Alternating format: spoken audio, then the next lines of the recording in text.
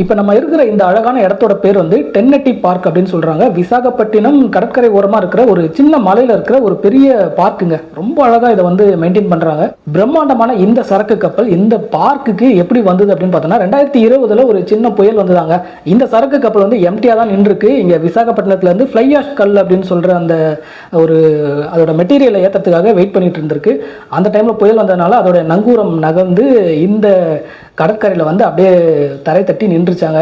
இந்த கப்பல் தரை தட்டி இங்கே நிற்கிறத பார்க்கறதுக்காகவே ஏகப்பட்ட மக்கள் இந்த இடத்துக்கு வர ஆரம்பிச்சாங்களாம். தரை தட்டி நிற்கிற இந்த பிரம்மாண்டமான கப்பலை எப்படியாவது மீட்கலாம் அப்படின்னு பார்த்துருக்காங்க. ஆனால் வந்து இந்த கடற்கரை ஃபுல்லாக பயங்கரமான பாறைகள் இருக்குங்க. அதனால இதை மீட்கிறது அப்படின்றது சாதாரண விஷயம் இல்லை. அப்படியே மீட்டாலும் அதுக்கான செலவு வந்து ரொம்ப ஜாஸ்தியாகுமா, அந்த கப்பலோட ஜாஸ்தியாகுமா. அதனால இதை வந்து அப்படியே விட்டுருக்காங்க. இப்போ டைம் என்ன அப்படின்னு பார்த்தோம்னா மதியம் 1:30 மணி ஆகுது. அதனால தான் இந்த இடம் இவ்வளோ காலியாக இருக்குது. இதுவே சாயந்தரம் வந்தீங்கன்னா இந்த கப்பலில் லைட்டிங்லாம் போட்டு இங்கே நிறைய கடைகள்லாம் வந்துருவாங்க. ரொம்ப பிஸியான ஒரு பீச் இது.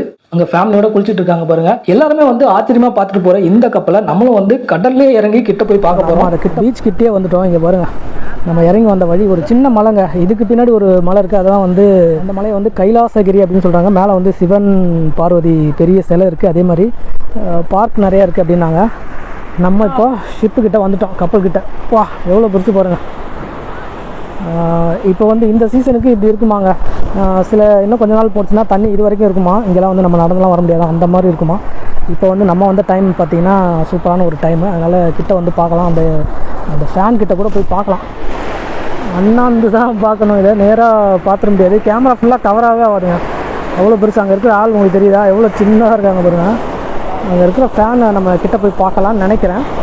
ஒரு பிளேட் மாதிரி இருக்குது பாருங்கள். அதை தான் அப்படி திரும்பும், ரைட்டு லெஃப்ட்டு அப்படி திரும்பிச்சுன்னா அதுக்கேற்ற மாதிரி இந்த ஷிப்பே வந்து திரும்புகிற மாதிரி இருக்கும். இப்போ நம்ம அந்த ஃபேன் கிட்ட போக போகிறோம். தண்ணி சத்தம் பாருங்களேன், செம்மையாக கேட்குது.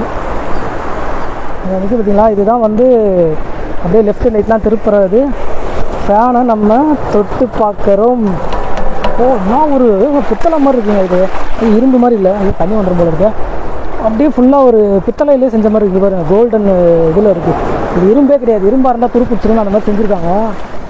இந்த பிரம்மாண்டமான கப்பலுடைய பின்னாடி பக்கம் நம்ம நிற்கிறோம். அந்த என்ஜினோட கனெக்ட் இருக்கிற அந்த ஃபேன் எவ்வளோ பெருசு பாருங்கள். நான் நின்று காட்டுறப்ப தான் இது எவ்வளோ பெருசு அப்படின்னு தெரியும். நம்மளோட பயங்கர பெருசாக இருக்குங்க.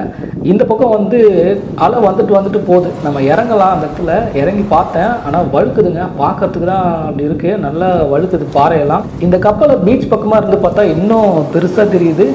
இது வந்து பங்களாதேஷ் நாட்டை சேர்ந்த ஒரு கப்பலாங்க. இதோட வெயிட் பார்த்தோன்னா 3000 டன் வெயிட் இந்த கப்பல். அதே மாதிரி இதோடைய நீளம் எவ்வளோ பெருசு அப்படின்னா 260 அடி நீளமாக. நம்ம நிற்கிறது வந்து இந்த லாஸ்ட்டில், அந்த லாஸ்ட் வரைக்கும் 260 அடி. பின்னாடி போர்டு மாதிரி இருக்குது பார்த்தீங்களா, அதுதான் வந்து அப்படியே டைரக்ஷனை மாற்றுறது. கப்பல் போகிறப்ப இப்படி எந்த பக்கம் லெஃப்ட் ரைட்டு திருப்புறது. இந்த ஃபேன் வந்து சுற்றிகிட்டே இருக்கும். கப்பல் ஓடுறப்ப நம்ம இந்த ஃபேனெல்லாம் பார்க்குறதுன்றது நடக்காத விஷயம். இங்கே வந்து இதை தொட்டு பார்க்குறதே ஒரு வித்தியாசமான அனுபவமாக தான் இருக்குது. நம்ம பார்க்க முடியாத பிரம்மாண்டமான விஷயங்கள்லாம் வந்து கிட்ட வந்து தொட்டு பார்க்குறதே ஒரு வித்தியாசமான அனுபவம் தான். இந்த டோர் வந்து இப்போ இவங்க வெல்ட் பண்ணி கட் பண்ணியிருக்காங்க. இதுக்குன்னா டோர் கூட கிடையாது. மேலே போய் ஏதோ பண்ணணுன்றதுக்காக தான் இந்த டோரே வந்து கட் பண்ணியிருக்காங்க. மற்றபடி ஷிப்பு எவ்வளோ பெருசு. ஆத்தாடி, இந்த பக்கம் மண்ணில் எப்படி புதஞ்சு போயிருக்கு பாருங்களேன். அப்படியே மண்ணில் புதஞ்சு போயிருக்குங்க அந்த கப்பல். இது எப்படி சாயாமல் நிற்கிதுன்னு தெரியல. அப்போ அவ்வளோ வெயிட் இருக்கும். வர இதெல்லாம் பார்த்தா தெரியாது, இன்ஸ்டாவில் பார்த்தா தெரியாது எவ்வளோ பெருசு அப்படின்னு. நம்ம வந்து ஒரு கப்பலையே வந்து தொட்டு பார்த்தாச்சு. இந்த பக்கம் வந்துட்டாங்க. நம்ம கப்பலுக்கு இந்த பக்கம் வந்துட்டோம். இது அதோட வேறு லெவலில் இருக்கும் போல இருக்குது பார்க்குறதுக்கு. பாருங்களேன், அந்த சங்கிலி தொங்குது. அப்போ எவ்வளோ பெருசு. நம்ம அப்படியே அங்கேருந்து இது வரைக்கும் வந்திருக்கோம். இது வரைக்கும் நடந்து வர்றது எவ்வளோ தூரம் நடந்து வர மாதிரி இருக்குது. இந்த கடல் அலையை பாருங்கள், அப்படியே தென்னரை அடிக்கிற மாதிரி ஒரு சத்தம். ஆனால் உள்ளே வந்து புதக்குழி மாதிரி இருக்குங்க. அந்த இடம்லாம் அப்படியே கலங்குது, புதக்குழி மாதிரி இருக்கும். அந்த செயின் பாருங்கள், அந்த ஆங்கரோடைய அந்த செயின் அதுலேருந்து தான் வரும். சரசரம் வந்து உள்ளே வந்து அந்த நங்கூரம் போடுவாங்க. பாப்பா செம்ம சீனரிங்க. இங்கேருந்து பார்க்குறப்ப விசாகப்பட்டினம் எவ்வளோ அழகாக இருக்குது. நம்ம இந்த பக்கம் கூட இறங்கி வரலாம் போல இருக்குது. வாவ், அதுலேயும் இந்த கடலோட இந்த கப்பல் தாங்க. ஏன்னா பார்க்க முடியாத ஒரு காட்சி இது. நம்ம எங்கே போனாலும் கடலை பார்க்கலாம், ஆனால் ஏதோ பஸ் வந்து நிற்கிற மாதிரி தரையில் வந்து நிற்கிது இந்த கப்பல். இன்னுமே பார்க்கவே ஆச்சரியமாக இருக்குது. கப்பலோட முன்பக்கங்க, இதுதான் முன்பக்கம். எப்படி இருக்குது பாருங்கள். அப்படியே லைட்டாக சாஞ்ச மாதிரி தான் இருக்குது.